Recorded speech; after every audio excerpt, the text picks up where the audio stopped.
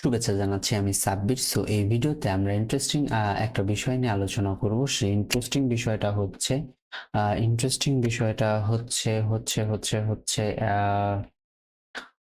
If else এরই আমরা আরো একটা বিষয় নিয়ে আলোচনা করব, সেটা হচ্ছে ইফ এলস।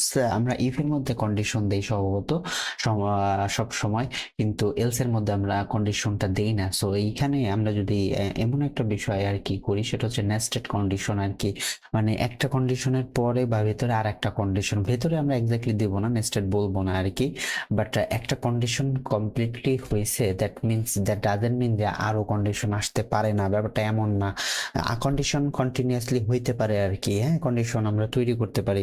সো এই ক্ষেত্রে ধরেন আমরা আচ্ছা, কিসে চলে গেলাম? ওকে।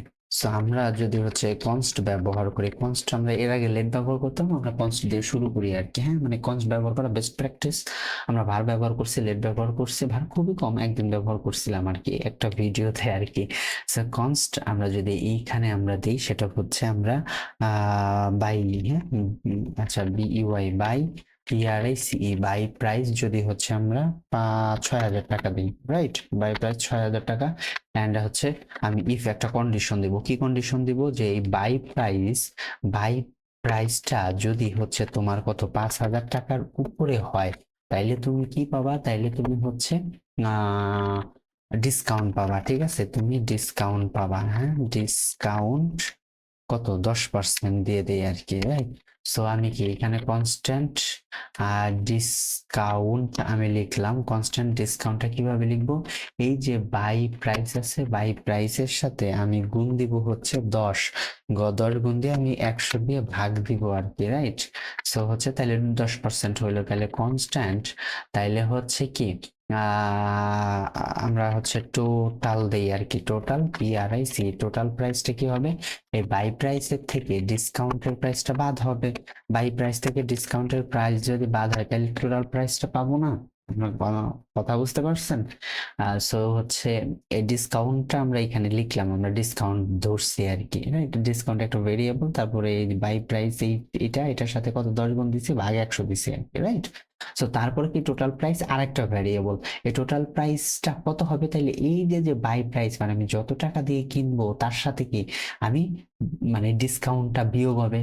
একজনের টাকা দিতে গেলে যদি ডিসকাউন্ট হয়, তাহলে কি ধরেন পোশাকের গায়ে আছে 600 টাকা, 5% ডিসকাউন্ট, তাহলে 600 টাকা থেকে 5% ডিসকাউন্ট বা 10% ডিসকাউন্ট বাদ যাবে না, তারপরে তো আমরা টাকাটা দেই। তাহলে কনসোল লক করছি আমি ওইটা, যদি কেবলমাত্র এইটা এক্সিকিউট হবে যদি এই কন্ডিশনটা ট্রু হয়। আর কন্ডিশন যদি ট্রু না হয়, তাহলে এলস আমরা দেখায় দেই হচ্ছে তুমি তুমি পাবা না ডিসকাউন্ট।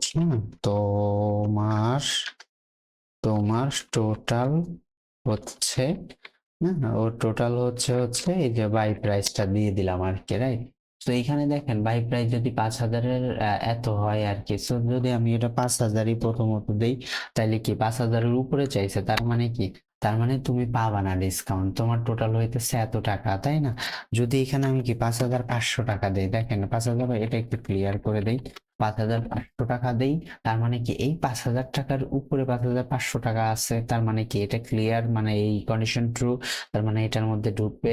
তাইলে আমি এখন যদি একটু কনসোল করে দেখাই, তাইলে 4,950 টাকা আর কি আসে, কত 5,500। কিভাবে আসলো, তার কারণ হচ্ছে এই যে যে ডিসকাউন্টটা দিছে, ডিসকাউন্টটা যতটুকু হইছে, রাইট, ডিসকাউন্টটা যতটুকু হইছে তার সাথে টোটাল প্রাইসটা আমি পাবো কিভাবে, এই বাই প্রাইস মানে যত টাকা দিছি তার সাথে ডিসকাউন্টটা বাদ হইছে আর কি, বুঝতে পারছেন? তো বাদ এসে আমরা টোটাল প্রাইসটা পাইছি। আমি যদি একটু আপনাদেরকে দেখানোর চেষ্টা করতাম আর কি। সো আমি আমি কোথায় আসছি, আচ্ছা, আমি ক্যালকুলেটরে আসি। ক্যালকুলেটরে আসার পরে এটা কি আসছে, 5,500 টাকা, 10% ডিসকাউন্টে 5,500, ঠিক আছে, গুণ কত 10, ভাগ কত 100, আচ্ছা, 550 টাকা আসলো, রাইট। তাহলে 550 টাকার আমি বাদ দিব কি 5,500 টাকা থেকে, তাহলে 5,500 টাকা বিয়োগ 550 টাকা, তার মানে 4,900 কত 50 টাকা, 4,950 টাকা। দেখেন তাইলে এইখানে কত আসলো, 4,950 টাকা আর কি। সো আই হোপ এই জিনিসটা আমরা বুঝতে পারছি। সো দ্যাটস ইট, আল্লাহ হাফেজ।